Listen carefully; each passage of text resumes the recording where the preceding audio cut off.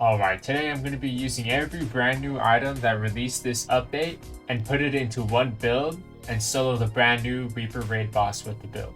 Before we get started, I want to give a shout out to FinUpZ for subscribing. FinUpZ, if you're watching this, thank you for tuning in and thank you for subscribing.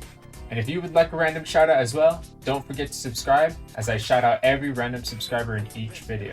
Alright, now let's get into the specifics. This update released one new weapon, one new pet, and 2 new cosmetics, and 2 brand new traits. So I'm going to use as much as I can and put it into one build. And here's everything the brand new update has to offer. I've got the Reaper Scythe with critical damage. I've got the brand new Reaper pet. Since this update didn't introduce a second new pet, I'm going to bring the Bat pet for heals. This update introduced the Reaper Scarf and the Reaper set. There's no new passives this update, so I'm going to run AP and HP. And there's no new perks, so I'm going to run the double damage perk for maximum damage. As far as upgrades for my Reaper Scythe, I've maxed out the cooldown since it has super long cooldown. And one final thing I want to note, I know I have the Halloween sword equipped, but I'm only going to be using the Reaper Scythe, as this update only introduced one weapon. This is all I could bring. With the build out of the way, let's showcase these new update items.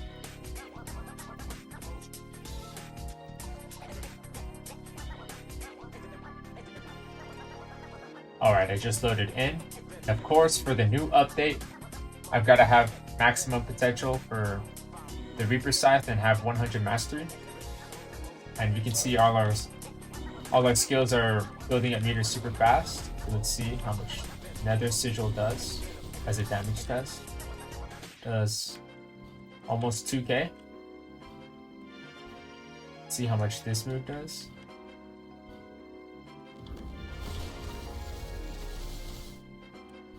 See, that does about 3 to 4k. Pretty strong. I didn't realize how strong that was. I don't know why, but that did no damage. And then Wailing Host did about 1k damage. I'll test the Abyss Tesseract or Trisect again. See how much it does. I don't know why it's not doing any damage, but maybe I'm not aiming it properly. With double damage, Nether Sigil is going to be a really strong move, especially if he stays here the entire time. Does lots of damage.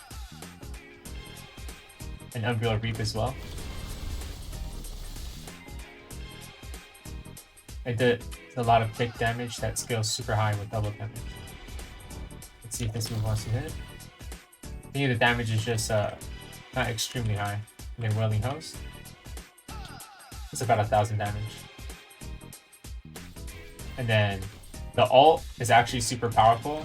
A lot of ults in this game are weak, but this is the strongest ult in the game for sure. Does lots and lots of damage.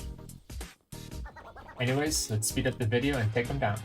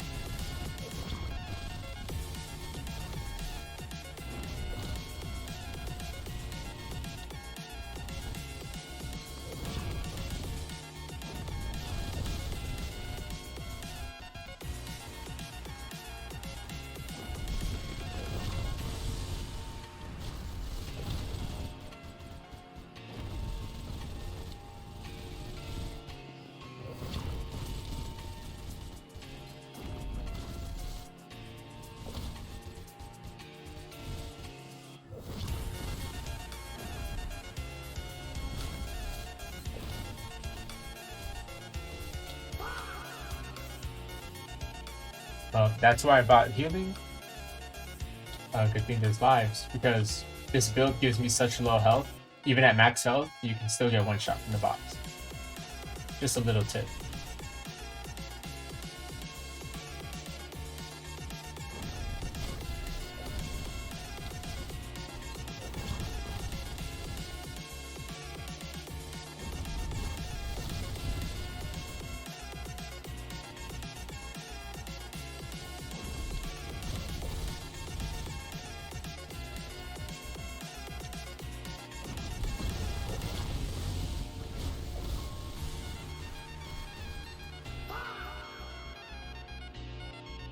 There it is again. If you guys are wondering, the only thing giving me health is the passive.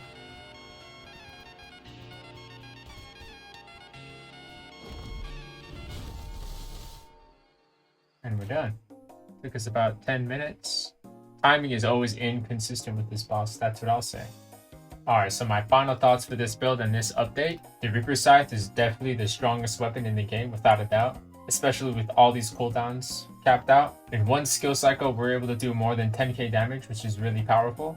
As far as the pets and the cosmetics, for this build in particular, I ran no health whatsoever, except for my passive. If you're below 200 health, you can get one shot by the triple move that the boss does, so just be careful of that. That's what I was afraid of, that's why I bought the bat pet. But all this new gear gives no extra health whatsoever, which is a minor downside because it does give really strong and powerful stats. And I'm speaking specifically to the Reaper Pet and the Reaper Scarf when I say that. The Reaper's Hat is decent. I mean, it gives you coin gain, which has good utility, but you would want to run double horns instead at the more powerful accessory. And this is a powerful pet to bring. It just gives you an insane amount of stats when it comes to damage. And the critical damage trait is great. When it procs, it's really satisfying. It does lots of damage. But if you had a more critical damage based build using items like Pumpkinhead and using critical damage and critical rate passives, the critical damage perk does shine really, really well. Personally, I enjoy consistency better, and I feel like this update hasn't introduced too many critical related stats, so I personally prefer Prodigy better.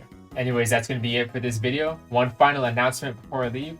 Tomorrow, I will be streaming at 9:30 a.m. Pacific Standard Time, so please convert to your time zone and tune in. During the stream, we're going to be doing the Sir Jackie raid boss to help any last-minute people who still need to grind the gear before it goes away on October 31st.